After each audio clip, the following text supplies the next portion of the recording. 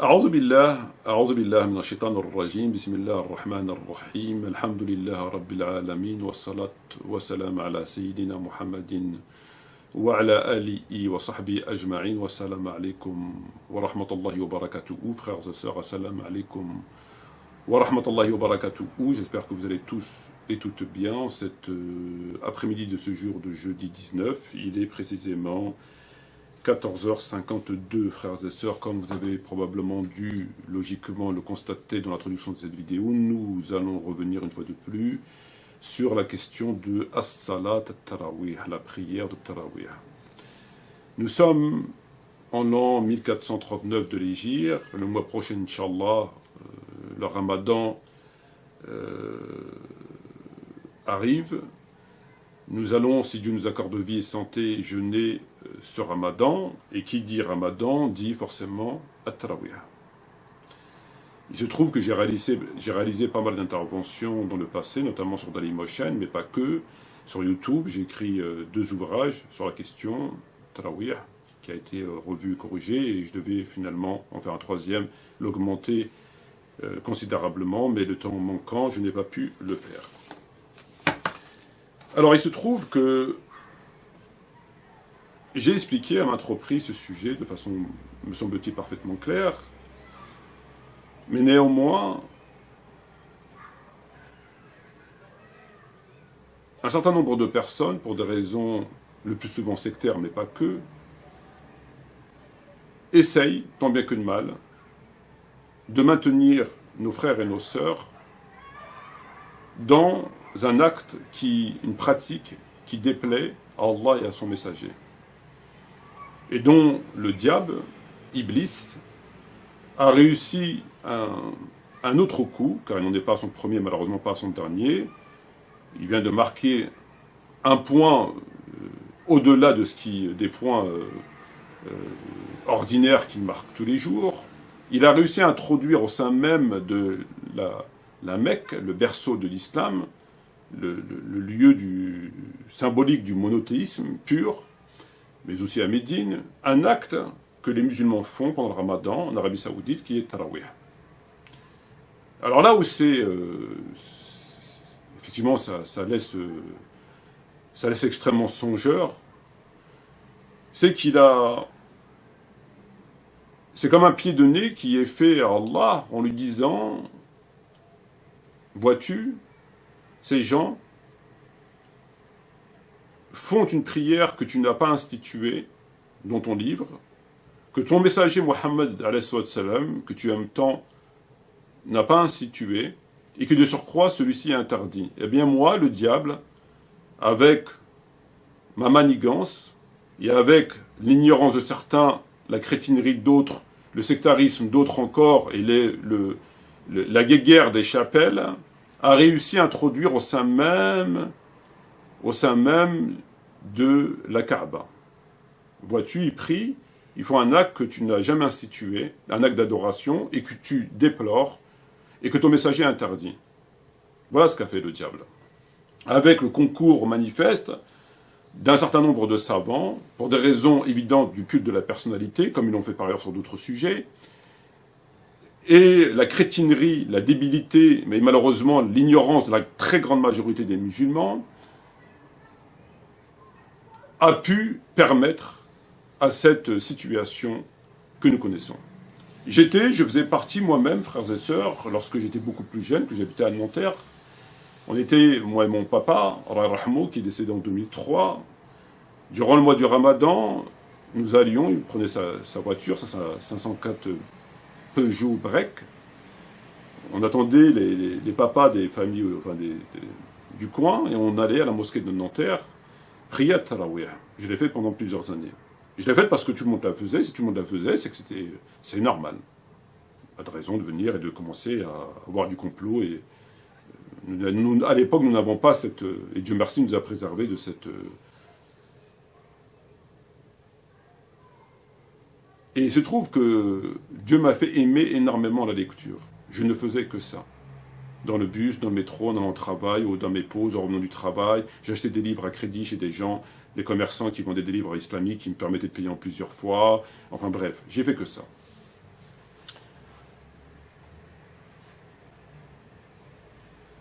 J'ai lu, lors de ces lectures, l'explication d'un certain nombre de savants, et il se trouve que les savants qui nous sont imposés, qui font autorité parce que c'est les pétrodollars et parce que c'est ce courant qui s'est imposé, l'Axe Ibn Taymiyyah, Ibn Kathir, etc., nous ont expliqué, ma foi, comme ils ont expliqué tous les sujets en rapport avec l'islam, que cette prière est tout à fait conforme à l'islam, pour deux raisons. La première d'entre elles, nous disent-ils, et c'est la seule, ma foi, théorie qui nous est avancée, il n'y a pas d'autre à côté de celle-ci, ils nous disent qu'il y a un consensus. On va parler d'un ijma', puisque lorsque j'ai réfuté ce sujet, on m'a dit « tu es le seul illuminé qui sort du consensus. Il n'y a que toi et les chiites qui n'êtes pas d'accord avec le tarawih. » À l'époque où je n'avais pas encore fait les découvertes que j'ai fait profiter nos frères et nos sœurs et ceux que je vais évoquer ici. Donc on nous dit qu'il y a ijma'. On nous avait dit ijma'. Tous les savants sont d'accord pour cette prière. C'est une sunna muakkada, c'est-à-dire certifiée. Très bien. Sunna muakkada, pourquoi? Parce que le prophète Mohammed nous disent-ils l'a fait. À quel moment a-t-il fait la prière avec ses compagnons? Simplement lorsque, durant un mois du Ramadan, le prière priait dans un coin de sa mosquée, les compagnons venant, le nombre augmentant, ils ont prié avec lui, 3 ou 4 nuits. Et un jour, le prophète décide d'arrêter en redisant « Je crains que cette prière ne soit une obligation pour vous. » Très bien. Donc les savants en ont déduit 2 choses importantes qui font les piliers de cette prière, accompagnées du fameux consensus. C'est-à-dire qu'il n'y a personne qui est contesté à part les chiites et Metmachi. 1, c'est une sunna. Sunna. Pourquoi sunna? Parce que le prophète l'a faite. Quand on sait que le prophète l'a fait? Quand il l'a pris 3 ou 4 nuits. Donc on acte que c'est une sunna. Elle n'est pas tombée du ciel. Très bien. Deuxièmement, on peut la faire. Pourquoi? Parce que le prophète ne l'a pas interdite. Il a simplement dit « Je crains que c'est une obligation pour vous ». Et il est mort. Donc il n'a pas interdite. On n'a pas d'interdiction. Très bien. Et puis finalement, Omar, ayant toujours les bonnes idées au moment qu'il faut, vient instituer cette prière, nous dit ce qu'il fait c'est légal, c'est parfaitement légal pour ces 2 raisons. J'ai cru en cette version, et j'ai fait, comme je dis, le Salat Tarawih. Il se trouve que dans mes lectures, j'apprends qu'on reprochait à Omar ibn Khattab cette bid'a, innovation. Et le terme innovation, évidemment, sonne dans l'oreille des gens qui sont à la recherche de l'adoration divine et de ne pas être pris pour des marionnettes, pour des cons. Bon, je regarde, évidemment, je suis extrêmement dubitatif par rapport à ce que je lis, surtout d'un livre, d'un produit fini. Néanmoins, l'auteur y met une source sunnite, At-Tabari, l'historien fameux Tabari. Bon, ça m'interpelle quelque peu, je me décide de voir dans le livre en français, traduit par Hermann Zottenberg, et celui-ci confirme qu'effectivement, c'est une innovation, bid'a. Néanmoins, il dit, puisqu'il traduit le livre de Tabari de l'arabe au français, il dit, c'est une... Omar a institué cette excellente bid'a, mahmouda. Donc Tabari a qualifié de cette innovation de mahmouda, de louable. Alors qui suis-je moi pour venir contester Tabari? S'il a dit que ça était louable, c'est qu'elle était louable. Très bien. Bon, non, moi je vais quand même vérifier dans le texte original en arabe. Je cherche, je tombe sur le même texte, et là, à mon grand étonnement, il n'y a pas écrit Mahmouda. Il dit simplement, ce fut Omar qui a fait les tarawih, il écrivait à toutes les provinces, etc., etc. Il n'y a pas de Mahmouda, il n'y a pas de louable. Ah, il y a quelque chose qui ne va pas. Il y a quelque chose qui ne va pas. Alors, je décide, bien évidemment, de gratter, mais sans autre conviction. C'est-à-dire que c'est un sujet qui est dans ma tête, mais sans, comme ça. J'ai autre chose à faire, évidemment. À l'époque, je travaillais dans un hôpital, donc j'ai autre chose à faire que de... Et je commence, dans mes premières lectures, à lire Sahih al-Imam al-Bukhari, rahimahullah. Et dans ces lectures, je tombe sur un hadith que j'avais jamais entendu parler nulle part. À savoir, فَصَلْوَا يُنَسْ فِي بُيُوتِكُمْ فَإِنَّ أَفْضَلَ صَلَاةِ الْمَرْءِ فِي بَيْتِهِ لَمَكْتُوبَةٌ. Alors là, quelque chose qui va plus. Je vois un hadith Bukhari où le prophète, concernant le Tarawih, dit à ses compagnons, priez chez vous, car la meilleure prière, etc. Ce hadith, les savants ne l'ont pas cité. Ils nous ont cité 2 éléments que le prophète a pris avec ses compagnons, sunna, qu'il n'a pas interdit, Il a simplement dit telle et telle chose. Et effectivement, ce hadith, telle et telle chose, est dans Bukhari Muslim. Ils ne l'ont pas inventé. Mais l'autre, il est aussi dans Bukhari Muslim. Et il parle expressément des tarawih, comme nous allons le voir. Alors là, je suis face à un hadith que je considère comme péremptoire. Ayant compris un petit peu l'islam, la rhétorique, l'importance du prophète, quand il parle, et lorsqu'il dit « priez chez vous », parce que ceci, parce que cela, je vois pas comment, au nom de quoi, je pourrais faire autrement. Alors là, je me dis, bon, il va falloir quand même que je gratte. Il y a quelque chose qui ne va pas. Alors, je gratte, et j'en arrive à découvrir tout ce que j'ai découvert. Parce qu'il faut quand même rappeler, frères et sœurs, que si on ne me reconnaît pas le titre d'étudiant en islam, on me reconnaît à peine le titre de personne qui feuillette des livres, et encore, il faut quand même reconnaître que je suis, et Dieu en est témoin, sans aucune prétention, mais il faut le dire, il faut appeler un chat, le premier en France, entre autres, à avoir évoqué ce hadith, personne ne le connaissait. Personne. La théorie des savants, Sunna et je crains, c'était imposé. Il n'y avait pas de prier chez vous. Personne ne le connaissait.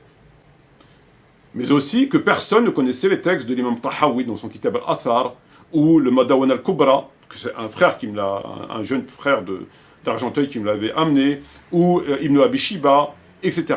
Personne. Et aujourd'hui, des gens qui, évidemment, ils ne connaissent même pas ces auteurs, ne connaissent absolument rien ni de ces auteurs, ni du contenu de ces livres, si ce n'est parce que je les ai fait connaître, hein, viennent nous expliquer à présent, se posent comme des gens qui nous expliquent ces textes, alors qu'ils connaissaient pas ces textes. Bon. Et que lorsque j'étudiais ces textes, la plupart n'étaient même pas nés, ou alors étaient encore en couche culotte. Donc c'est quand même assez extraordinaire, mais c'est pas du tout étonnant de constater cela. Alors,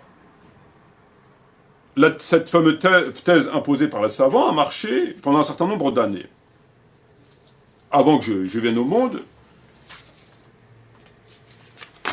et que les musulmans, ne connaissant pas le fond du sujet que j'ai découvert, bon ben on validait cela, on fait confiance à Ibn Taymiyyah, à Albani, Sunna, machin, truc, etc. Donc tout marche.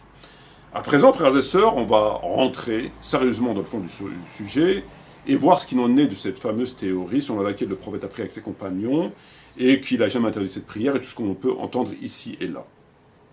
Nous allons commencer par le premier point de l'interrogation de savoir est-ce que le prophète Mohammed a prié, comme le disent Albani, Fawzan et bien d'autres, et leurs suiveurs sectaires, parce que c'est ainsi comme ça qu'il faut les qualifier, est-ce que le prophète a bien prié 3 et 4 nuits avec ses compagnons? Alors moi, ce que j'ai fait, c'est que j'ai extrait pour vous, en 3 pages ici, 2 pages et la conclusion, tous les hadiths qu'on trouve dans Bukhari Muslim. C'est-à-dire que lorsqu'on étudie un sujet, on est obligé, contraint, de procéder à une extraction des textes dans leur globalité, afin de ne pas perdre des éléments sur le sujet à proprement parler. On ne va pas prendre un hadith et tirer une conclusion à partir du hadith. Il se peut qu'il soit contredit, il se peut qu'il soit amputé, il se peut qu'il y ait beaucoup de choses. Donc, une des règles imposées par la science du hadith, on va étudier un hadith, qu'est-ce qu'on fait? On prend le recueil intégral, on extrait de ce recueil tous les hadiths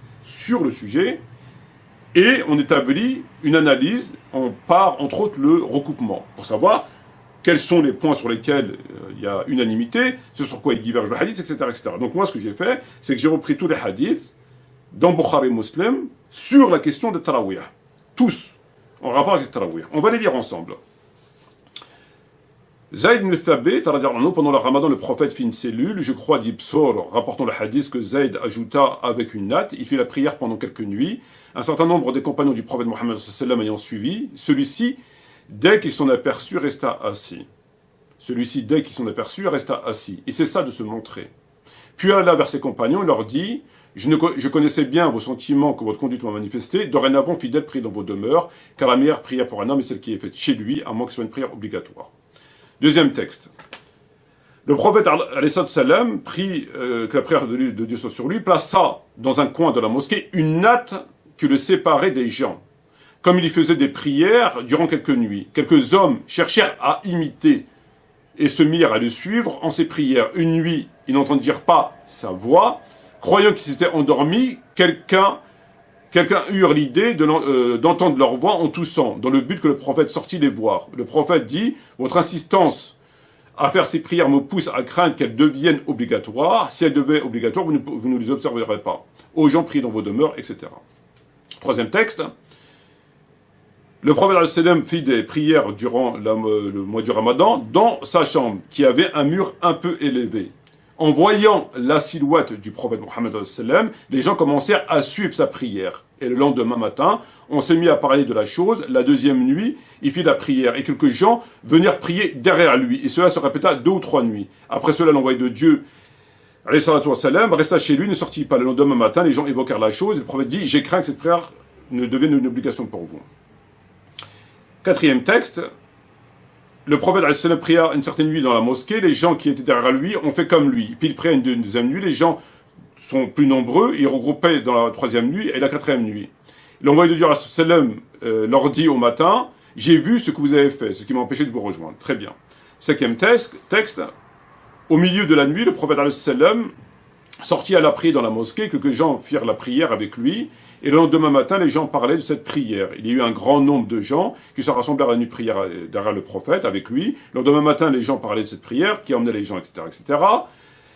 La troisième nuit, l'envoyé de Dieu, alayhi salam, sortit, alors il pria, et les gens prièrent avec lui, derrière lui. Et le quatrième nuit, la mosquée ne put contenir les gens, il sortit pour la prière de Subh. Et lorsqu'il accomplit la prière de Fajr, il fait face aux gens, prononçant le tashahhud, il dit, cela dit, il ne m'était pas inconnu que vous étiez ici, mais je crains que cette prière devienne une obligation. Très bien. Autre texte, le messager de Dieu pria dans la mosquée pendant le mois du Ramadan. Quand j'arrivais, il me tint à côté de lui. Un autre homme vint se tint également debout. C'est bien que nous formâmes un groupe. Lorsque le prophète sentit notre présence, derrière lui, il écourta la prière. Il entra chez lui et accomplit une prière dont il ne fit point de semblable. En notre présence, le lendemain matin, nous lui dîmes, t'es-tu rendu compte de notre présence la veille? Oui, déclara-t-il. C'est d'ailleurs ce qui m'a poussé à agir comme je l'ai fait. Autre texte, le prophète pria dans la mosquée, quelques personnes le suivirent dans sa prière. La nuit suivante, il pria, les gens étaient plus nombreux. À la troisième, la quatrième, pareil. Le prophète ﷺ ne vint pas. Le lendemain, il déclara, j'ai bien vu ce que vous avez fait, ce qui m'a empêché de sortir, etc. Le huitième texte, le messager de Dieu fait un petit coin dans la mosquée avec une petite table en cuir de fibres de palmier. Il se rendit pour faire la prière. Des hommes l'observaient et venaient prier derrière lui. Une nuit, ils vinrent et se mirent à l'attendre, mais le messager de Dieu ne vient pas. Comme il ne sortait pas, ils allaient le trouver et haussèrent la voix et lancèrent des petits cailloux à sa porte. Le messager sortit en colère et leur dit, vous n'avez cessé votre pratique, c'est bien que j'ai pensé qu'elle vous serait imposée. Faites donc la prière chez vous, car la meilleure prière est pour un homme, etc., etc. Neuvième texte, on ne va pas lire le même texte, c'est une répétition, on va lire uniquement l'élément qui nous intéresse. Je n'ignorais pas votre présence, ce qui m'a empêché. Très bien. Dixième texte, j'ai vu ce que vous avez fait, ce qui m'a empêché de vous rejoindre. Donc ici, nous avons tous les textes rapportés par Bukhari et Muslim qui nous donnent une information capitale. Capitale. Quelle est cette information capitale? On trouve constamment dans les 10 textes un élément qui attire notre attention et qui vient contredire ce qu'un certain nombre de savants nous ont dit. À savoir, celui-ci, dès qu'ils sont aperçus, resta assis. Puis il alla vers ses compagnons et leur dit, je connaissais bien vos sentiments. Une nappe qui le séparait des gens. Comme il faisait la prière du mois du Ramadan, quelques hommes cherchèrent à imiter. Ils se mirent à les suivre dans les prières. Une nuit, ils n'entendirent pas sa voix, croyant qu'ils s'étaient endormis. Autre texte, en voyant la silhouette du prophète, les gens commencèrent à suivre sa prière. J'ai vu ce que vous avez fait, ce qui m'a empêché de vous rejoindre. Cela dit, il ne m'était pas inconnu que vous étiez ici. Le prophète sentit notre présence et arrêta. T'es-tu rendu compte de notre présence la veille? Oui, déclara-t-il. C'est d'ailleurs ce qui m'a poussé à agir ainsi. Le prophète ne vint pas. Il dit, j'ai vu ce que vous avez fait. Je n'irai pas votre présence. J'ai vu ce que vous avez fait, etc., etc. Tous les textes ici, rapportés dans l'intégralité de Bukhari et Muslim, nous apportent un élément qui à lui seul prouve, de façon tout à fait évidente, sans aucune possibilité de le contourner, que le prophète n'a pas prié avec ses compagnons. Puisque lorsqu'on prie avec des gens, on dit pas, j'ai senti votre présence, et ce que je viens d'expliquer, ça me semble tout à fait évident. Il est séparé d'un petit muret, il est séparé d'une natte, j'ai senti votre présence, il resta assis, il n'est pas venu, etc., etc. Bon. Donc les textes de Bukhari Muslim nous disent de façon très claire que le prophète n'a pas prié avec ses compagnons, que les compagnons ont prié à l'insu du prophète. Ils ont imité sa prière, si bien que lorsqu'ils n'ont plus entendu sa voix, ils se sont fiés à sa voix, ils pensaient que c'était endormi parce qu'ils écoutaient sa voix. Donc, ils ont vu que le prophète, il restait plus le Coran, ils pensaient que c'était endormi. Donc là-dessus, ça ne souffre d'aucune difficulté. Et la 4e nuit, le prophète ne vint pas, ils allaient le chercher chez lui en jetant des cailloux. Et c'est ce fameux hadith, qui est le dernier en date, et qui nous dit ce qui suit. Alors, le messager d'Allah se ménageait un petit coin dans la mosquée avec une natte de cuir ou de fibres de palmier. Il s'est rendu pour faire la prière. Des hommes l'observaient. Ils venaient prier derrière lui. Une nuit, ils vinrent et se mirent à l'attendre. Mais le messager de Dieu tarda. Comme ils ne sortaient pas le trouver, ils haussèrent la voix et lancèrent des petits cailloux sur sa porte. Le prophète sortit en colère, Radban. Il leur dit, vous n'avez cessé votre pratique, si bien que j'ai pensé qu'elle vous serait imposée. Faites donc la prière chez vous, car la meilleure prière, etc. Donc, quand les compagnons, à la 4e nuit, ils ont vu que le prophète n'est pas venu, ils sont partis le chercher. Il est évident que si le prophète avait prié avec ses compagnons, on n'aurait pas tous ces segments dans le texte qui nous mettent en évidence que lorsqu'on prie, on ne se comporte pas comme ça. On ne parle pas d'écouter la voix, on ne parle pas de silhouette, on ne parle pas de sentir, on ne parle pas de ce que j'ai vu, etc. C'est évident. Bon. Et deuxième des points, c'est que lorsqu'on prie avec des gens et qu'on n'a pas l'intention de venir prier le lendemain avec eux, ben on leur dit. On leur dit, bon ben, ne venez pas demain, je ne veux pas venir, etc. Or, il se trouve que eux, quand ils ont constaté qu'il n'était pas là, ils sont partis le chercher. Évidemment que quelqu'un qui prie à quelqu'un, il ne laisse pas les gens comme ça, il ne vient pas. Donc s'il n'est pas venu, c'est qu'il n'a pas prié avec eux, c'était pour mettre un terme. Et non pas parce qu'il ne les a pas avertis. Bon. Donc tous les textes nous disent la même chose. Il n'y a aucun texte qui vient contredire ce que l'intégralité de Bukhari Muslim. À partir de là, nous sommes évidemment dans l'obligation de constater que ce que nous ont dit les savants, à savoir que le prophète a prié 3 ou 4 nuits avec ses compagnons et qu'il a tenu les propos, je crains que ce soit une obligation pour vous, laissons ça de côté pour l'instant, nous allons y revenir. Notons uniquement et actons uniquement le fait que le prophète n'a pas prié avec ses compagnons. Ou alors, il faut qu'on nous explique comment se fait-il que le prophète se comporte de cette manière. Comment se fait-il que si le prophète a prié avec eux, il dit « J'ai senti votre présence, qu'on a vu ». Il faut harmoniser. Ils ne peuvent pas. C'est un mensonge. Il n'a jamais prié avec eux. Premier point. Fin de l'histoire. L'histoire nous apprend que lorsque le prophète Mohammed a tenu les propos où il dit « Fassalu ayyuhan nas fi buyutikum » il dit, c'est terminé, depuis ce jour-là, on n'a plus entendu parler de cette prière, cette volonté de prier avec le prophète. Rapporté par Bukhari Muslim, Ibn Shayba a dit, à la mort de l'envoyé de Dieu, les choses étaient dans le même état. Lorsqu'il est mort, les choses, depuis ce moment-là, ils ont pu bouger. Puis elles étaient pendant le califat d'Abu Bakr et au début du califat d'Omar ibn Khattab. Donc les textes viennent nous expliquer quoi? Que lorsque le prophète a émis cette fatwa, parce que c'est une fatwa, il dit les choses sont restées là. Vous allez vérifier dans Bukhari Muslim, il dit c'est fini. Dès qu'il a émis, la loi est tombée, la législation, le législateur a légiféré, la loi est tombée, c'est terminé, ils ont dit. À partir de là, on n'a plus entendu parler de cette prière, et confirmé par tous les savants qui disent que ça s'arrêtait là. Jusqu'à l'époque du califat de Omar ibn Khattab radiyallahu anhu. Très bien.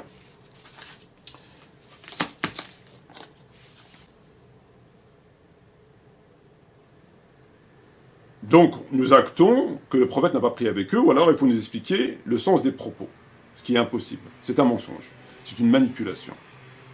Maintenant, nous sommes sur le deuxième élément, le deuxième pilier des tarawih, selon lequel le prophète n'a pas interdit cette prière.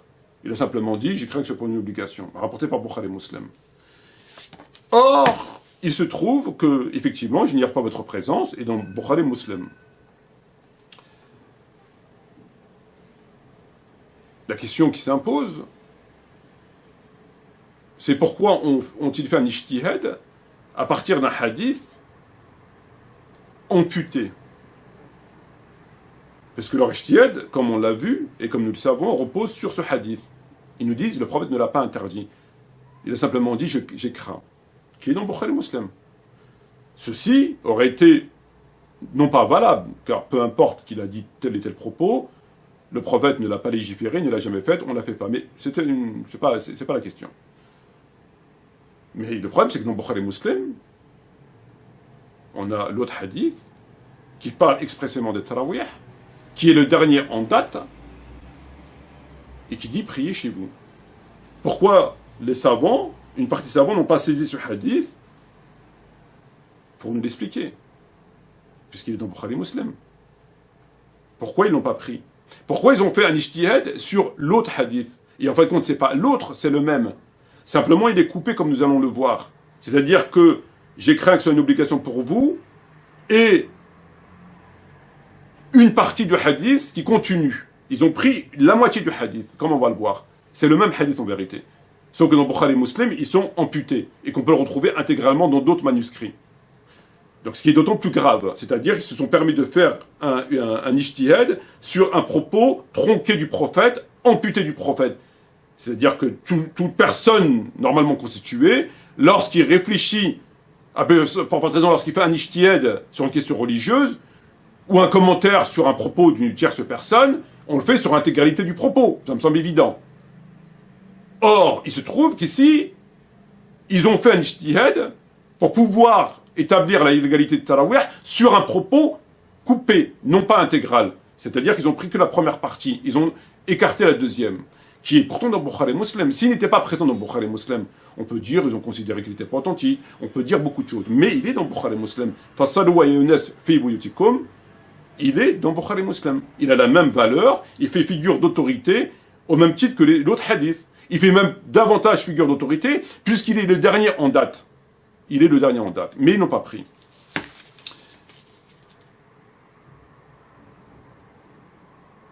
Alors, c'est une question, il est manifestement clair qu'ils ont fait un choix sectaire en occultant la fatwa du prophète qui est dans Bukhari et Muslim et la dernière en date, pour prendre un hadith qui est dans Bukhari et Muslim, mais qui est amputé du hadith intégral.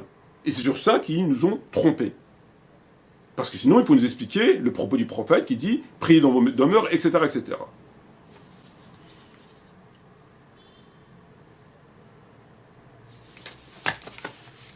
Alors, frères et sœurs,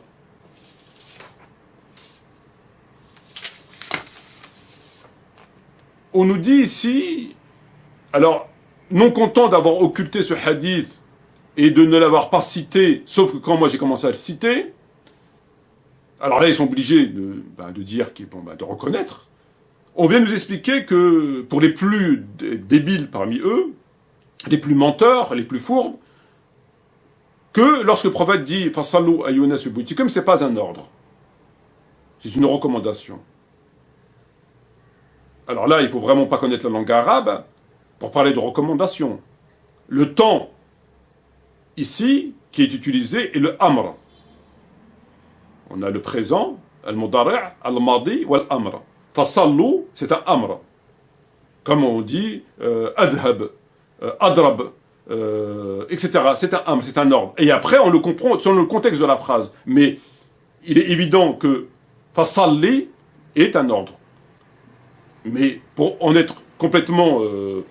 pour savoir dans quel contexte on doit mettre cet ordre, il faut l'intégralité de la phrase. Donc lorsque le prophète dit « Fasallu ayyuhan nas fi buyutikum », ici nous avons affaire à une injonction, à un ordre. Ce n'est pas une recommandation, il n'existe pas le temps recommandé. C'est un ordre. « Fasallu ayyuhan nas fi buyutikum », c'est un ordre. De surcroît, ce qui vient conforter l'injonction de cet ordre, c'est que le texte nous dit que le prophète sortit en colère. Le messager de Dieu sortit en colère et leur dit « Priez chez vous ». Alors on s'imagine un prophète qui est chez lui et qui a voulu mettre un terme à cette tentative de faire cette prière. On vient le réveiller chez lui, enfin, ou en tout cas le déranger. Il sort en colère, comme le précise Bukhari Muslim, et dit « Fasallu ayyuhan nas fi buyutikum ». Il est bien évident que c'est un ordre qui souffre d'aucune ambiguïté. Et eux, ils l'ont compris parce qu'ils disent, depuis ce moment-là, on n'a plus entendu parler de ça. Donc, évidemment, que nous sommes face à un ordre, que nous sommes face à un hadith qui fait autorité, Bukhari Muslim, qui de surcroît fait davantage autorité parce qu'il est le dernier en date, dans la chronologie des événements, ce hadith était le dernier cité, et qu'il est le hadith intégral, et non pas coupé. Très bien. On vient nous expliquer que, remettre en question que Omar ibn Khattab n'a pas innové cette prière, que cette prière existait. Or, les textes disent clairement qu'il est l'innovateur de cette prière. Lui-même a dit « Qala Omar, ni'ma bid'a hadi'i » Quelle excellente innovation. Bukhari, Ahmed, etc. Donc lui-même le reconnaît. Il dit qu'elle était excellente innovation. Une nuit, je sortis également avec Omar, les fidèles prières sous la direction de lecteurs, et Omar dit quelle excellente innovation, s'écria Omar, etc., etc. Et c'est rapporté dans tous les livres. Autre texte ici, que cette innovation soit excellente, etc. Donc tous les livres disent que c'est Omar qui l'a innové. Lui-même le dit. Il dit ni'ma bid'a hadi'i. Donc, on ne va pas les contredire Omar ibn Khattab en disant que ce n'est pas une innovation. Alors, il le dit lui-même. Mais, là encore, nous avons la défense sectaire, ultra-sectaire, les effrontés, les menteurs, les manipulateurs, ceux qui ont divinisé Omar comme d'autres ont divinisé Ali, radiallahu anhu, et toute cette masse d'ignorants qui suivent derrière sans s'interroger davantage, il vient nous dire, mais attendez, c'est une innovation, non pas théologique, mais au sens linguistique du terme. Ah, tiens donc, nous n'avons pas ces pièces au dossier. Alors là, évidemment, nous restons bouche ouverte et nous disons, Seigneur Tout-Puissant, qu'est-ce que c'est encore cette histoire? Parce qu'il faut quand même reconnaître qu'à défaut d'avoir de la science, ils ont beaucoup d'imagination, ces gens. Ils sont particulièrement sataniques. Ils savent, enfin, c'est l'avocat du diable. Nous sommes, enfin, ils ont, alors là, c'est quand même incroyable. Ils ont réponse à tout. Parce que là, ils ont été évidemment acculés au fait que Omar lui-même reconnaît, et en disant, quelle excellente innovation, donc lui-même le dit, et que cette pratique n'existait pas avant lui. C'est reconnu par tous les savants. Tous les savants. Alors là, ils ont de l'imagination, hein, c'est des gens qui travaillent, hein, qui ont, à défaut de pouvoir aller... Non, ils nous disent, non, mais oui, effectivement, Omar a dit, effectivement, mais c'est pas une innovation au sens théologique, c'est un sens linguistique. Alors, qu'est-ce que c'est que cette sens linguistique, monsieur machin truc, pouvez-vous nous en dire plus? Ben, linguistique, vous savez, c'est lorsque, par exemple, dit, dans le Coran, Allah dit, je ne suis pas,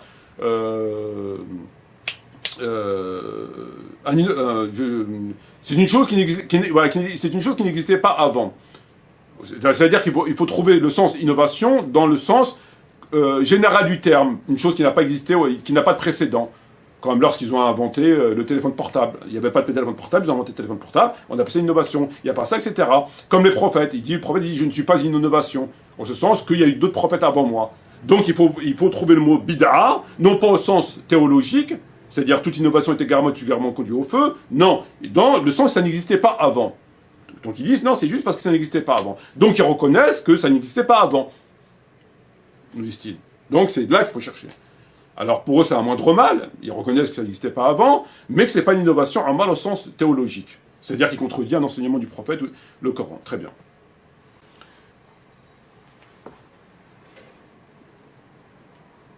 Alors moi, je voudrais simplement qu'on m'explique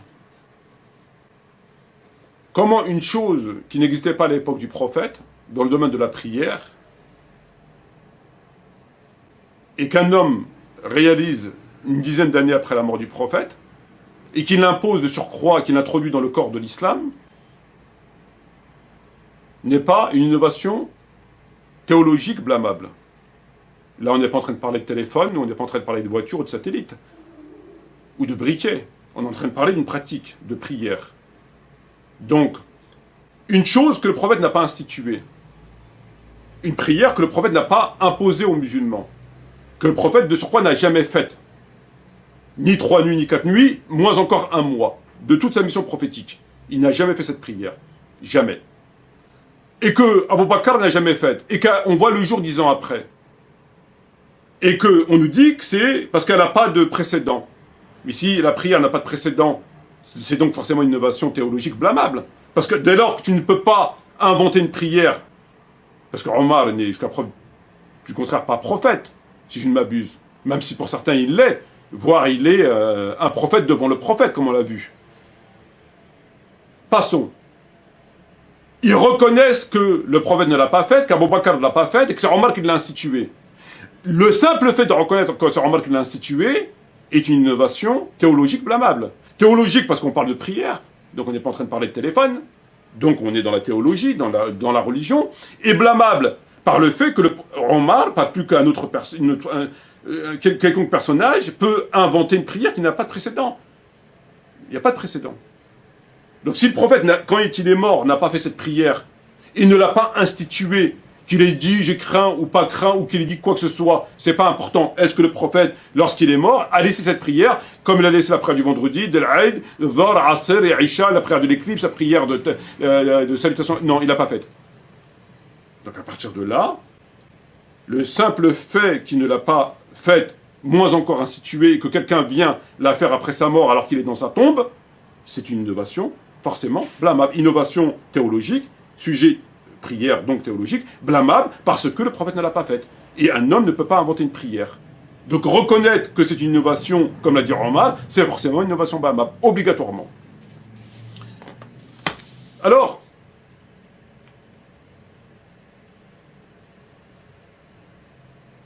comme c'est le dernier hadith en date qui est complet, non seulement il est complet, mais il est dernier en date, enfin, c'est le dernier en date, c'est passé la 3e ou 4e nuit. Donc c'est bien le dernier en date. C'est celui-là qui a mis un terme à cette volonté de prier avec le prophète.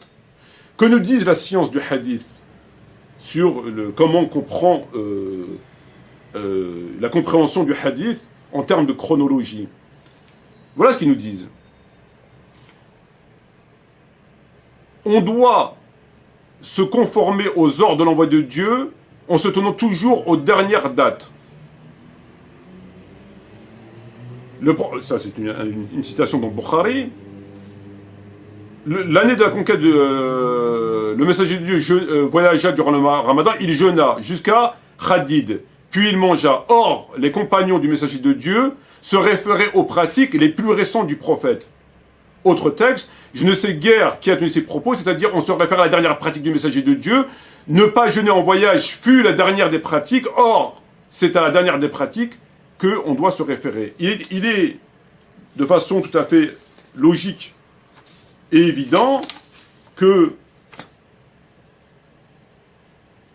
on doit toujours se référer à la sentence la plus récente, c'est-à-dire la dernière en date. C'est une règle, que ce soit le Coran ou la Sunna. C'est une règle. Il y a des hadiths qui abrogent des hadiths. Et donc pour savoir, lorsqu'on a deux hadiths, on prend toujours le dernier propos. Par exemple, le prophète, à l'époque, les compagnons priaient, parlaient durant leur prière, ou saluaient durant leur prière, etc. Donc on a pas mal de textes sur différents sujets. Et nous savons qu'ils ont été abrogés par la suite par le prophète. Donc on a beaucoup de pratiques prophétiques qui sont abrogées par des hadiths parce qu'ils leur sont postérieurs. C'est une science évidente. Et le Coran, c'est de même. C'est toujours les derniers en date qui abrogent, il y a un problème de contradiction apparente, qui abrogent les précédents, c'est logique. Or, ici, encore une fois, par rapport au hadith qui dit « priez chez vous », nous avons l'ordre, l'impératif par ceux qui connaissent Alif Bata, et le temps conditionnel n'existait pas, c'est un amr. Appuyé par la colère du prophète, appuyé par le fait qu'il est le dernier en date, et appuyé par le fait que il est complet, et non pas amputé, coupé, comme on va le voir.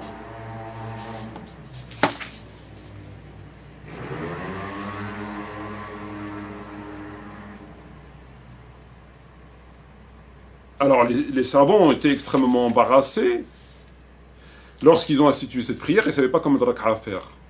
Donc, ils ont été obligés, puisque le prophète ne l'a jamais faite.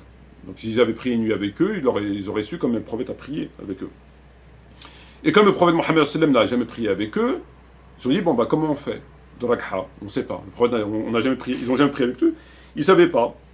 Donc, ils sont partis voir Aïcha, et puis ils l'ont demandé. Ils ont dit, Abu Salam al-Rahman, interroger Aïcha, comment était la prière de l'envoyé de Dieu d'avoir pris sur lui le salut, durant le ramadan. Il lui dit, comment il prie le prophète pendant le ramadan?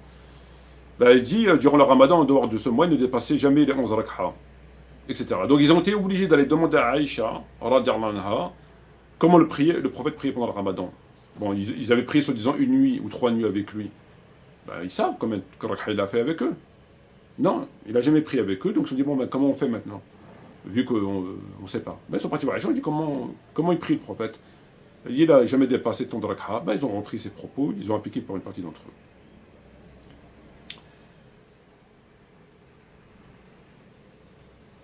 Et ces menteurs, ces manipulateurs usent de tous les subterfuges possibles et inimaginables pour induire les gens en erreur. Par exemple, si vous prenez des textes dans les hadiths, vous êtes tombé sur un hadith qui dit « Celui qui accomplit le ramadan en prière la nuit avec foi et bon congé, etc., aura le pardon de ses fautes passées. » Et ils vous mettent entre parenthèses « tarawih ». Or ici, il n'y a pas de tarawih. Celui qui accomplit qiyam al-lil, il n'y a pas écrit tarawih. Le prophète ne pouvait pas parler de tarawih puisqu'il ne les a pas connus. Celui qui, avec foi et conviction, prie durant le mois du Ramadan, prie évidemment chez lui, conformément à la loi, Dieu lui pardonne ses péchés. Il y a pas écrit. Eux, ils ont mis Tarawih. On a vu qu'ils ont falsifié le livre de Tabari, dans la version française Mahmouda, dans la version arabe il n'y a pas de Mahmouda, qui traduisent Tarawih par Qiyam al-Lil par Tarawih, alors que un, c'est la veille nocturne chez soi, l'autre, c'est le rassemblement dans la mosquée. Ils nous ont inventé dans le Bukhari un chapitre intitulé Tarawih, alors qu'il n'existe pas Tarawih. Bukhari n'a jamais parlé de ça, un chapitre Tarawih, ils l'ont inventé. Et dans ce même chapitre, ils ont enlevé le hadith qui dérangeait, de mémoire.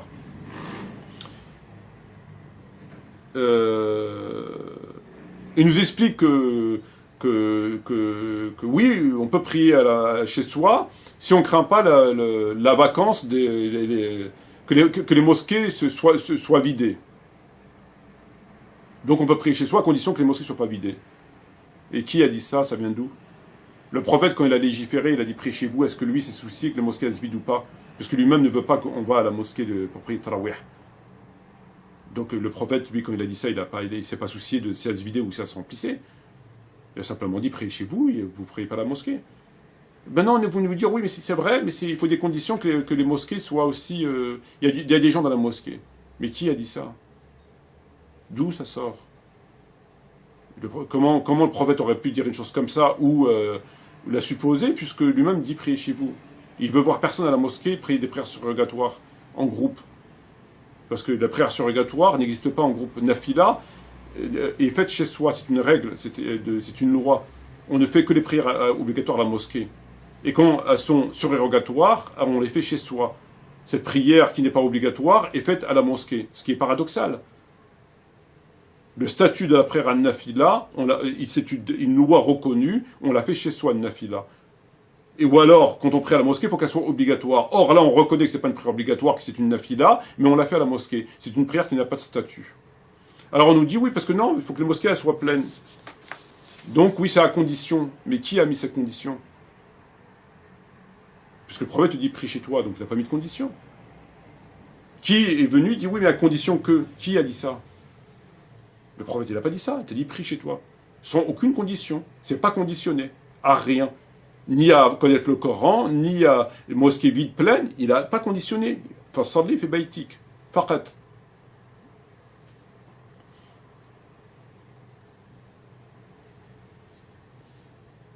On nous dit que le prophète délaissait certaines pratiques de crainte que ça devienne obligatoire. Oui, on connaît cette science. On connaît cette science que le prophète délaissait certaines pratiques. Oui, on connaît. Quel rapport avec le tarawih? La seule différence entre ces pratiques que le prophète délaissait de crainte qu'elles deviennent obligatoires et tarawih, c'est que tarawih, il les a interdites.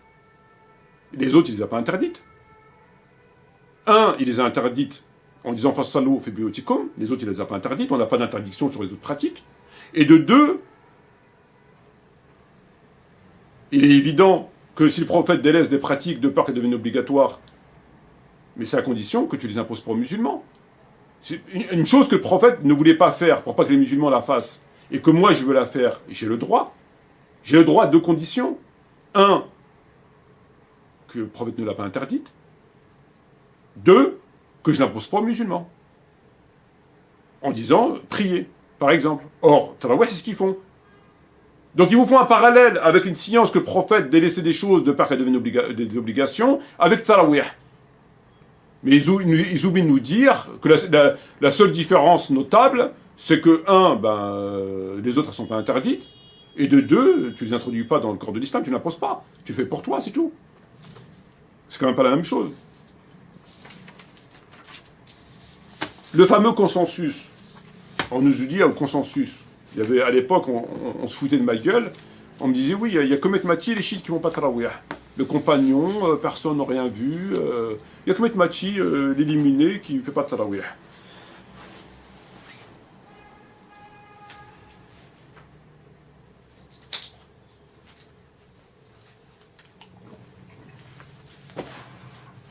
Pardon. Donc il y a Komet Mati et les chiites qui ne fait pas Tarawih. Alors, à force de gratter, la vérité, comme on dit, finit toujours par la grâce de Dieu,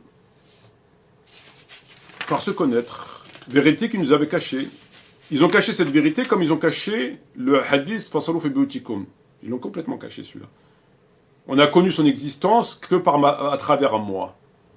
Et c'est une vérité. C'est une vérité. Et ce que le fameux consensus, on l'a connu, encore une fois, qu'à travers moi. Extrait du livre Kitab al-Musannaf wal-Hadith wal-Athar de Abu Bakr Abdullah ibn Muhammad ibn Abi Shayba. Ibn Omar ne rejoignait pas les gens pour prier la nuit durant le ramadan. Il ajoute, Salem et Qasim ne le faisaient pas non plus. Un homme demanda à Ibn Omar, devrais-je prier la nuit derrière l'imam pendant le mois du ramadan? Il lui dit, tu écoutes tout comme un âne. Waqi nous apporte d'après Safin, d'après Abi Hamza, qu'Ibrahim a dit, si je ne connaissais pas plus d'une sourate ou deux, les répéter à mes yeux est plus bénéfique que de prier la nuit derrière un imam pendant le mois du ramadan. Isa ibn Yunus nous rapporte que d'après Ibn Amach, Ibrahim guidait leur prière coranique, mais il ne guidait pas pour la prière du ramadan. Qama et Aswad ne le faisaient pas non plus.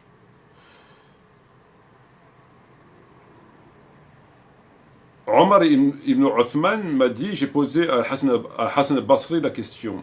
Ou Abu Sa'id, à l'arrivée du mois du Ramadan, les gens veillent la nuit dans les mosquées. Selon toi, que devrais-je faire? Rejoindre les gens pour prier à la mosquée ou prier derrière eux, ou prier tout seul? Il a répondu, que tu lises le Coran seul me semble meilleur que de l'entendre réciter par un autre.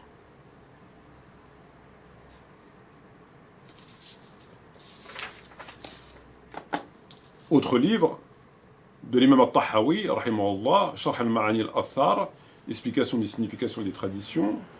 Il est même Abu Ja'far Ahmed Mohamed al-Tahawi, tome 1 dans la Kutub al-Amiyya, Beyrouth, Lebanon 2006. Abu Na'im à la suite de Sofiane, Abdullah al-Nafi, Ibn Omar ne faisait pas les prières d'Aranima pendant le mois du Ramadan. Un homme a dit Ibn Omar, devrais-je prier d'Aranima pendant le mois du Ramadan? Il lui dit, peux-tu lire le Coran? Oui, alors prie chez toi. Un autre dit, Sofiane, Abu Hamza, Mourira, Ibn Ram disent, si je connaissais que 2 sourates du Coran, seulement les répéter à mes yeux est de loin meilleur que de prier l'anima pendant le Ramadan. Un tel dit, si je ne connaissais qu'une seule sourate du Coran tout seul me serait plus finalement que de prier, on va dire correctement. Si je ne connaissais qu'une seule sourate du Coran, la répéter tout seul me serait infiniment plus bénéfique que de veiller la nuit derrière l'imam. Younes Afad nous rapporte, Abdullah ibn Youssef à la suite de Abu Layla, etc., faisait la prière avec les gens durant le Ramadan, puis repartait chez lui sans rejoindre pour la veille nocturne. Younes nous rapporte d'après Anas, selon Ubaydallah ibn Omar, il dit, j'ai vu Qasim Salam al-Nafi' repartir à la mosquée pendant le Ramadan sans prier avec les gens. Et l'imam Tahawi est conclu par ces mots, tous ces hommes sur lesquels nous avons rapporté ces traditions préféraient chacun prier seul durant le mois du Ramadan, et c'est la position juste. La famille du prophète ne priait pas le Tarawih.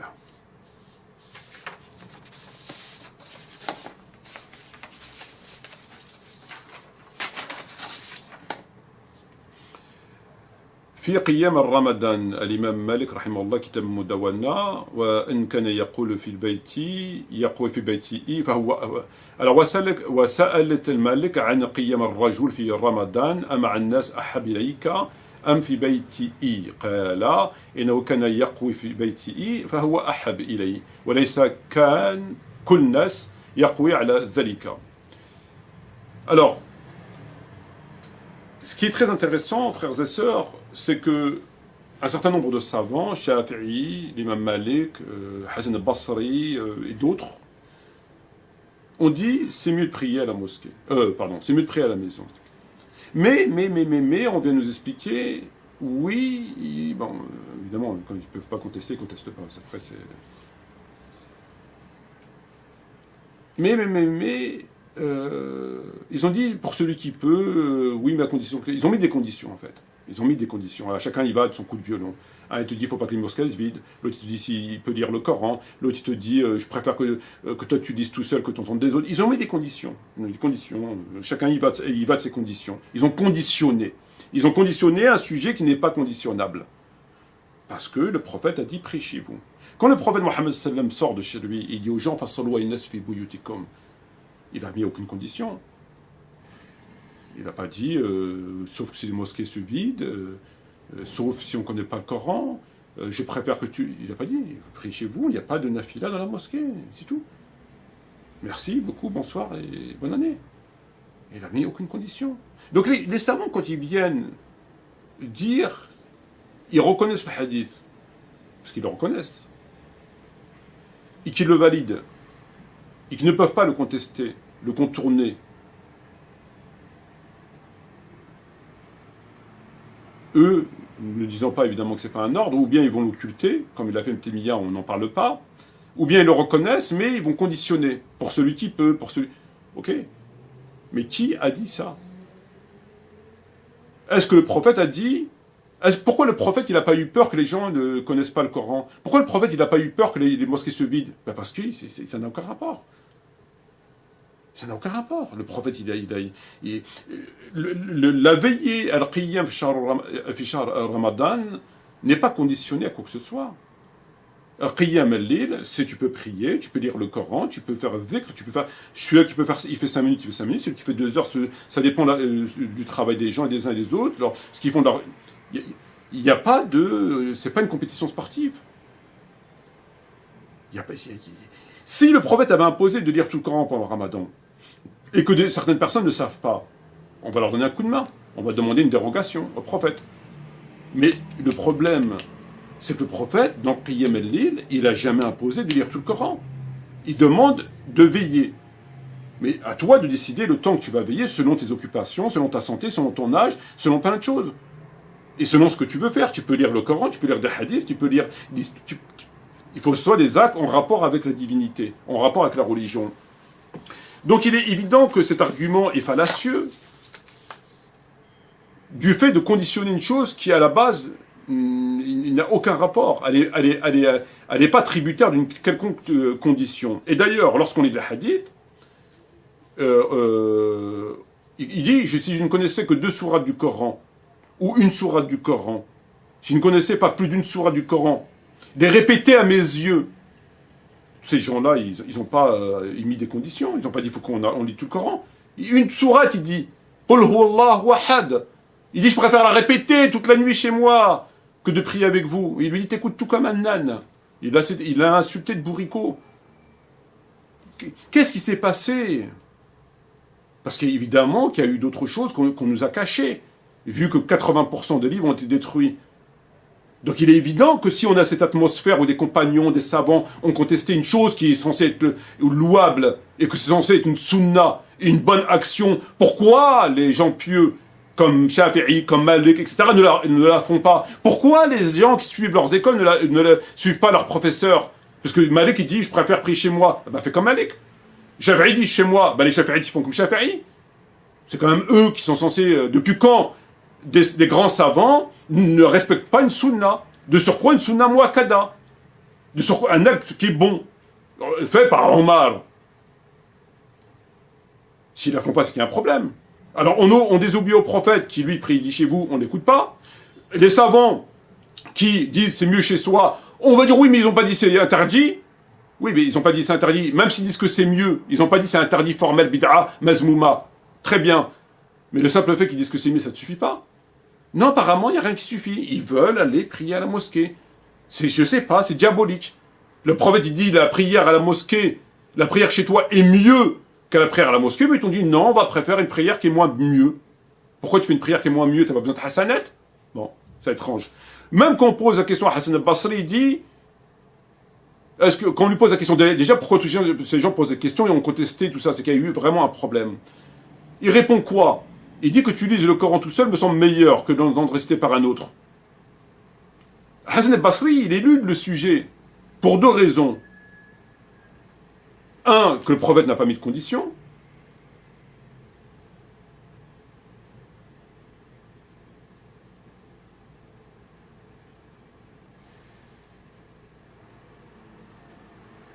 Il n'a pas mis de conditions. Et surtout, Hassan al-Basri ne parle pas lui de mosquée vide. Il dit que toi tu lis, c'est mieux. Pas besoin d'écouter chez un autre. Donc on comprend à travers tous les propos de Hassan al-Basri, de Malik, etc., qui ont pris une position déjà qui se sont opposés à cette pratique. On nous présente comme Louab, Sunam Wakada et blablabla, par le fait qu'ils disent c'est mieux là-bas. Et on comprend à travers leurs non-propos clairs et nets que finalement ils marchent sur des œufs. Ils mettent des conditions là où il n'y a pas de conditions. Le prophète n'a pas mis de conditions. Donc il n'y a pas de conditions. C'est pas une compétition sportive.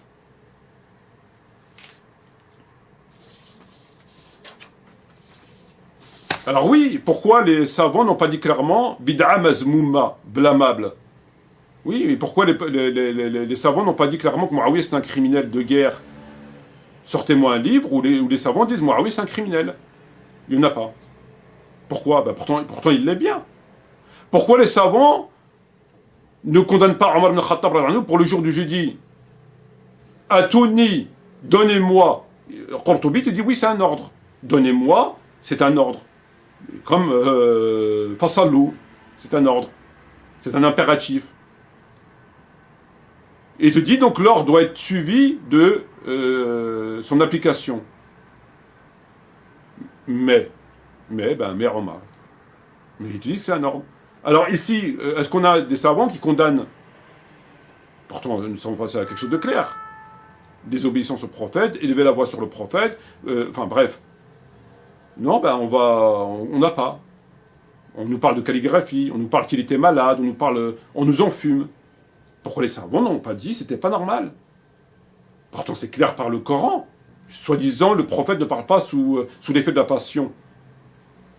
Si le prophète ne parle pas sous l'effet de la passion, pourquoi vous n'avez pas de quoi écrire? Le Coran vous dit il ne parle pas sous l'effet de la passion. Ce n'est qu'une révélation révélée. C'est ce qu'ils disent tout le temps dans leur prêche.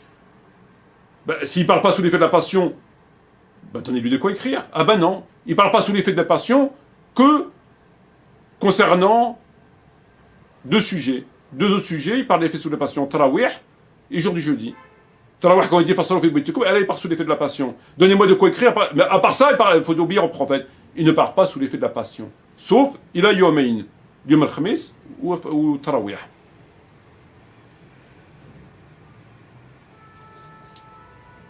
Et puis on a vu tous ces textes de Nawawi, frapper c'est pas frapper, le sein de Aïcha, on peut avoir des rapports sexuels avec des bébés, la bataille de Siffin, des milliers de morts de veuves et d'orphelins, le Coran qui est, selon eux, qui rapporte dans leur texte, c'est Salat al-Asas, Wasta, et tous les versets, etc., qu'on a vus qui ne sont pas dans le Coran, ou qui nous disent qu'ils ont été Ajal al-Mussamen, qu'on a enlevé, etc., ils nous disent pas qu'il est falsifié, le Coran.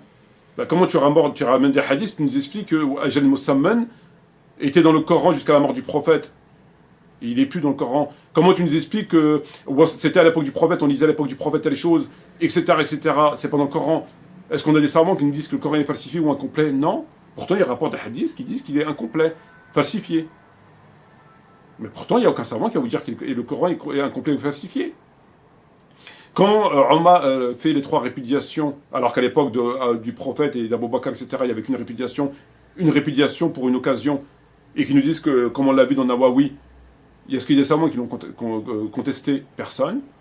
Les quatre takbir pour le prêtre janaza? Personne. La prière à Salat Khayrun min an-Nawm, rapportée par le Muwatta, entre autres, quand Omar l'a institué? Personne. L'inversion de la prière, l'Aïd? Personne. Bah oui, donc faut se poser ces questions sur le reste aussi. Pourquoi là, on n'a personne? Bah, c'est la même chose. Et quand j'explique que meilleur, c'est pas meilleur, et que meilleur, c'est meilleur, parce que j'avais expliqué que lorsque le prophète dit « et je dis qu'ici meilleur, il ne faut pas le comprendre au sens meilleur, un comparatif. Comme par exemple salat en groupe. Le prophète, quand il dit la prière en groupe est meilleure que la prière seule, là, on a un comparatif. Il faut prendre meilleur au sens strict. Pourquoi? Parce qu'on a une prière en groupe et une prière seule. La prière en groupe, elle a plus de mérite que la prière seule. Les deux, ils sont légales, mais celle-là, elle a plus de mérite que la prière. Donc là, le meilleur, il faut le prendre au sens strict.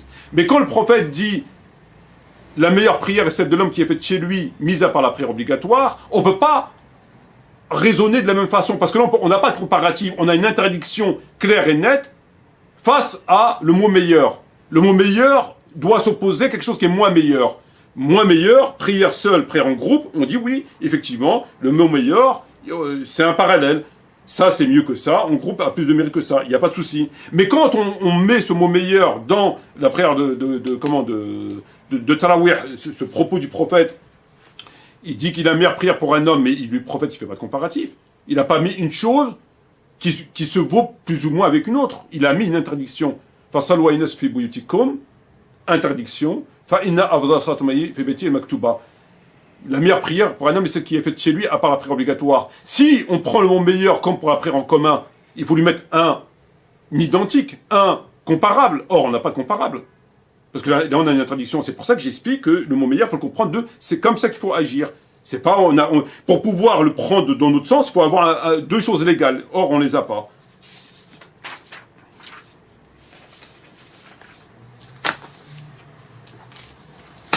Alors après, on a toutes ces histoires du culte de la personnalité.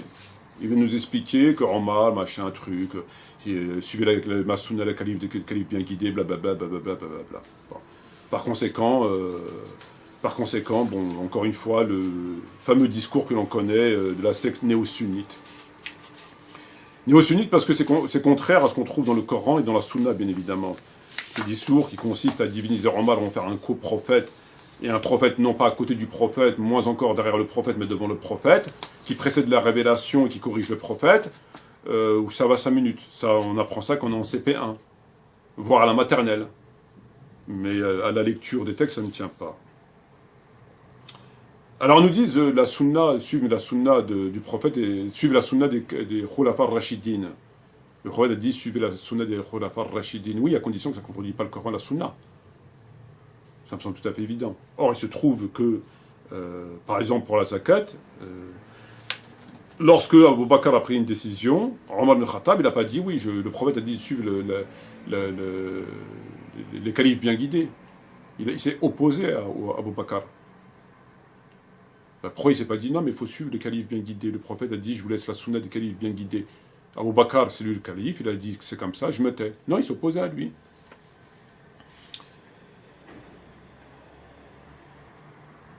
Il faudrait suivre aussi cette fameuse sunna des califes bien guidés pour le jour du jeudi, pour la répudiation, pour les takbir, pour la prière est mieux que le sommeil, pour l'inversion de la prière de l'Aïd, pour les pleurs sur les morts, pour la prière de l'Asr, etc.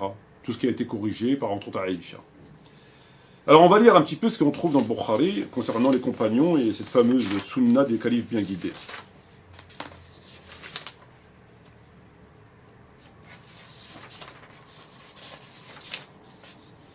Qui terminera avec Muawiyah.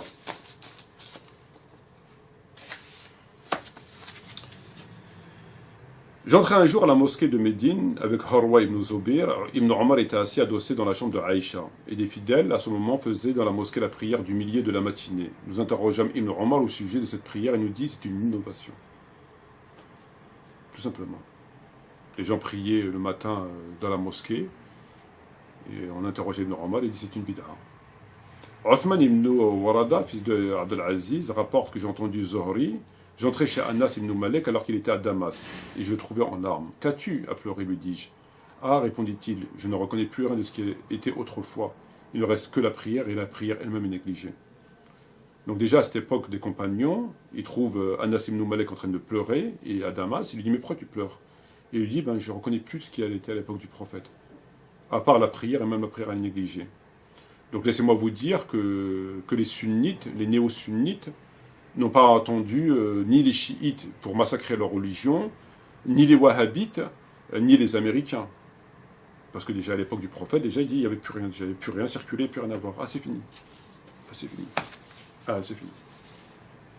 C'est marrant parce qu'aujourd'hui ils mettent tout sur le dos des chiites, tout ce qui ne va pas, ou c'est les chiites, ou c'est les wahhabites, ou c'est les américains. C'est quand même incroyable.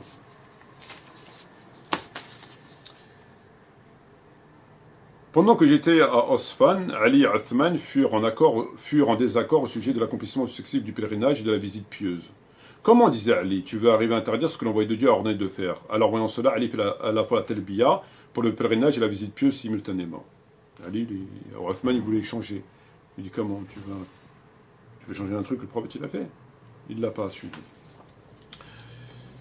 J'ai eu l'occasion de voir Othman et Ali. Othman proscrivait à l'accomplissement successif du pèlerinage et de la visite pieuse et de leur accomplissement simultané. Voyant cela, Ali fait la talbiya pour le pèlerinage et la visite pieuse en disant « Je ne suis pas de ceux sur les dires d'une seule personne, laissant de côté une règle établie par le prophète. » Quand les souffrances du prophète devinrent plus vives, il s'écria qu'on m'apporte de quoi écrire. Je vais vous mettre par écrit ce qui vous préservera de l'erreur après moi. Le douleur domine le prophète, dit Omar. Nous avons le livre de Dieu, le livre de Dieu suffit. Les avis furent partagés et la discussion devint bruyante. « Retirez-vous, laissez-moi, reprit alors le prophète. Il ne convient pas qu'on se dispute en ma présence. » Ibn Abbas sortit en disant « C'est mal, aussi mal que possible, de faire obstacle au prophète quand il désire écrire. » Donc là, les savants, comme Qurtubi, ils ont eu quand même l'honnêteté de dire « Oui, c'est un ordre. » Qurtubi a dit « Oui, c'est un ordre. » Quand il dit le prophète dit « Atoni », c'est un ordre. Ce n'est pas une recommandation, ce n'est pas un conseil, ce n'est pas « Donnez-moi si vous voulez ». Il dit « Tout ordre doit être suivi de son accomplissement. » Mais quand vous entendez mais, c'est que ça y est, c'est fini. Quand il commence à mettre des mais, c'est fini. Mère Omar. Anas rapporte que le prophète a dit « Des hommes d'entre mes compagnons viendront à mon bassin, mais à peine les aurais-je reconnus qu'on les éloignera de moi. Ce sont mes compagnons, m'écrirai-je. On me répondra « Tu ne sais pas ce qu'ils ont fait après ton départ. » Le prophète a dit « Je vous devancerai au bassin, quiconque passera près de moi, y boira, et quiconque y boira ne sera plus jamais assoiffé. Il arrivera des gens que je reconnaîtrai qui me reconnaîtront.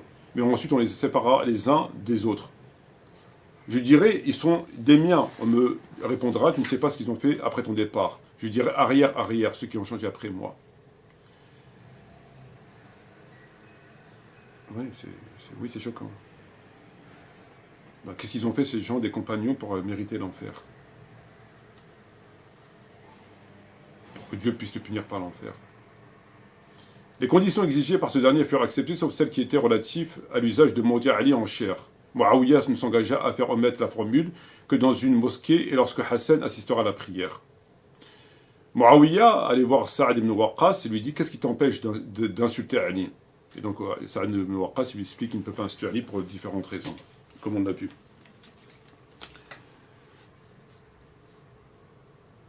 J'entrai chez Urwa ibn Zubayr à la mosquée de Médine et nous trouvâmes Abdullah ibn Omar, qu'Allah les agrée, tous deux assis adossés dans la chambre de Aïcha. Les gens étaient en train de faire la prière de Duha, matinée dans la mosquée. Il dit, nous l'interrogeâmes sur la prière. Ibn Omar, il dit bid'a, innovation dans l'islam. C'est une innovation. Puis, il lui dit, combien de fois l'envoyé de Dieu avait fait la Umrah? Ibn Omar dit 4 fois, dont une au mois de Rajab. Et nous détestâmes le contredire. Et nous entendîmes Aïcha, la mère des croyants, en train de se frotter les dents dans la chambre, et Urwa dit, ô mère des croyants, n'as-tu pas entendu ce que vient de dire Abdurrahman? Elle dit, qu'a-t-il dit? Il a dit que l'envoyé de Dieu, qu'elle a pris sur lui le salut, avait fait 4 Umrah, dont une au mois de Rajab. Donc là, il reprend les propos d'Ibn Omar, qui dit que le prophète avait fait 4 Umrah, dont une au mois de Rajab. Aïcha répondit, elle dit que Allah soit miséricordieux envers Abdurrahman. Il était présent à chaque fois que le prophète faisait une Umrah, celui-ci n'a jamais fait de Umrah au mois de Rajab. Donc il a dit, il a fait une Umrah, il n'a jamais fait de Umrah au mois de Rajab. Aïcha l'a corrigé à maintes reprises dans Razana, Omar et des compagnons, sur pas mal de sujets, mais apparemment ça les dérange.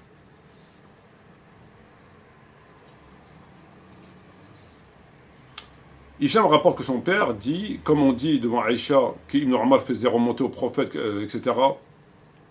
Au prophète, la mort, que le prophète aurait dit, le mort sera châtié dans sa tombe à cause des pleurs de sa famille. Elle dit, Ibn Omar se trompe, car l'envoyé de Dieu, a dit, le mort est châtié à cause des fautes de ses péchés, alors que sa famille le pleure. Elle dit telle et telle chose. Le mort est châtié à cause des fautes de ses péchés, alors que sa famille le pleure. Elle dit, il est des paroles comme la parole suivante, l'envoyé de Dieu, alayhi salam, bon, etc. Donc elle explique que le prophète n'a jamais dit ça.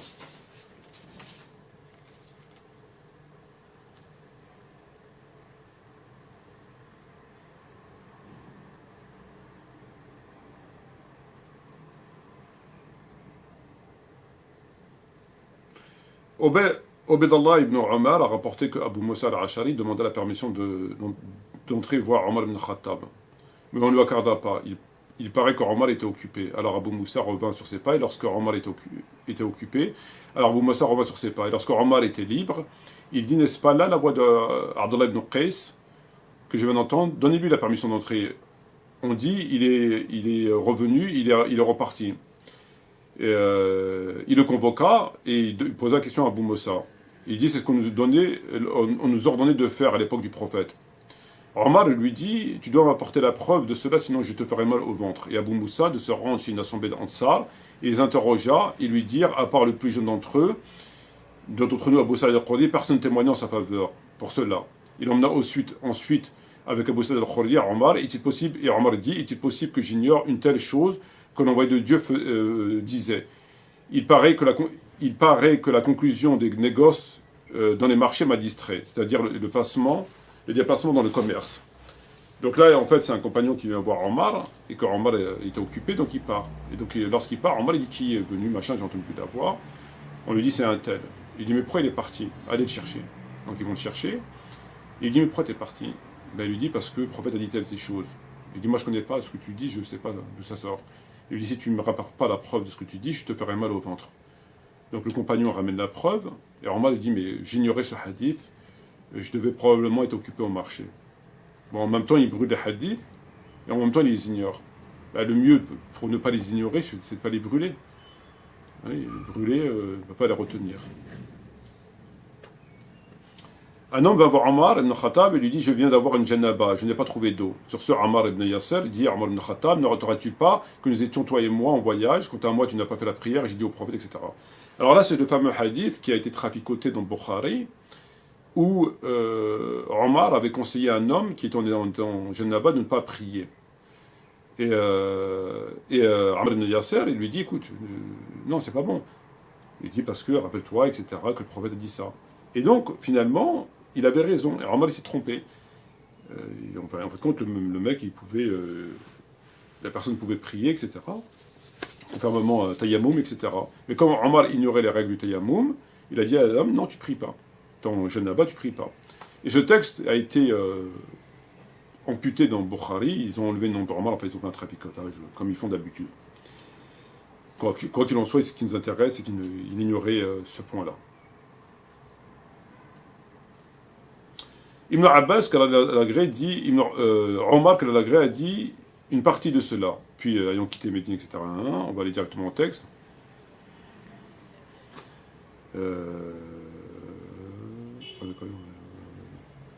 Alors, lorsque Omar a été mortellement touché, Shoaib est entré en pleurant et en se lamentant. Ah, mon frère, ah, mon compagnon. Omar lui dit, oh Shoaib, pleures-tu sur moi? Alors que l'envoyé de Dieu, alayhi salam, a dit, le mort sera châtié pour le peu de pleurs auxquels sa famille pleure sur lui. Et après la mort d'Omar, qu'Allah l'agrée, j'ai rapporté ses propos à Aïcha. Et elle dit qu'Allah ait pitié de Omar. L'envoyé de Dieu, paix sur le salut, n'a jamais dit ça. Il n'a pas dit que le croyant subit les supplices des mécréants. Il a dit simplement que le croyant subit des supplices aux mécréants à cause des pleurs versés sur sa famille. Il a dit, sans tenir personne ne portera le fardeau d'autrui. Donc en fait, ici, c'est que lorsque Omar ibn Khattab a été poignardé, Shoaib rentre et il pleure. Et Omar lui dit, tu pleures sur moi, alors que le prophète a dit, le croyant sera puni par rapport aux pleurs des vivants. Et lorsqu'il a rapporté ses propos, Aïcha l'a corrigé. Elle a dit, le prophète n'a jamais dit ça, Omar a mal compris. Il a simplement dit, telle et telle chose en rapport avec le kafir. Elle l'a corrigé, vous trouvez c'était dans le Bukhari Muslim. Concernant la prière de Asr, Omar s'est trompé. Le messager de Dieu a interdit qu'on cherche à prier au lever ou au coucher. Le messager de Dieu n'a jamais délaissé les deux rak'a après Asr. Elle ajoute, le messager de Dieu a dit, attendez que le soleil n'attendez pas que le soleil se lève ou se couche pour prier. En fait, dans Bukhari et Muslim, vous trouvez des textes où Omar il dit il est interdit de prier après l'Asr. Le prophète a interdit de prier après le lever du soleil, lorsque le soleil se lève, et après le Salat al-Asr jusqu'au Maghrib. Et Aïcha l'a corrigé. Aïcha l'a corrigé en disant Omar s'est trompé, le message de Dieu a interdit qu'on cherche à prier au lever et au coucher. Il n'a jamais délaissé 2 rak'a après l'Asr. Il n'a jamais délaissé le prophète 2 rak'a après l'Asr. Elle ajoute, le messager de Dieu a dit n'attendez pas. C'est pas pareil. Mais bon. J'ai interrogé Ibn Omar au sujet de l'homme qui se parfume puis se trouve au matin en état de sacralisation. Il a répondu je n'aime pas me trouver au matin en état de sacralisation, exaltant le parfum. Je préfère être enduit de goudron plutôt que de faire cela. J'entrai chez Aïcha pour l'informer des dires d'Ibn Omar. Je n'aimerais pas me retrouver au matin en état de sacralisation exaltant le parfum. Je préfère être enduit de goudron plutôt que de faire cela. Elle répliqua j'ai personnellement parfumé le messager de Dieu au moment de la sacralisation. Puis, il a fait le tour de ses épouses et au matin, il était en état de sacralisation. Je parfumais le messager de Dieu, puis il faisait le tour de ses épouses. Donc on a beaucoup de hadiths. J'ai parfumé le messager de Dieu de ma main au moment de sacralisation, etc. Donc ici, on a quoi? On a un texte où Ibn Omar il dit c'est interdit de se parfumer lorsqu'on est en état de sacralisation. Et Aïcha l'a corrigé, elle a dit j'ai parfumé moi-même le prophète. C'est moi qui l'ai parfumé le prophète. J'ai parfumé le messager de Dieu de ma main au moment de sa sacralisation. Et de sa décrétisation. J'ai parfumé le prophète, etc., etc. Il me semble encore voir le parfum luire de la raie des cheveux du messager de Dieu, etc.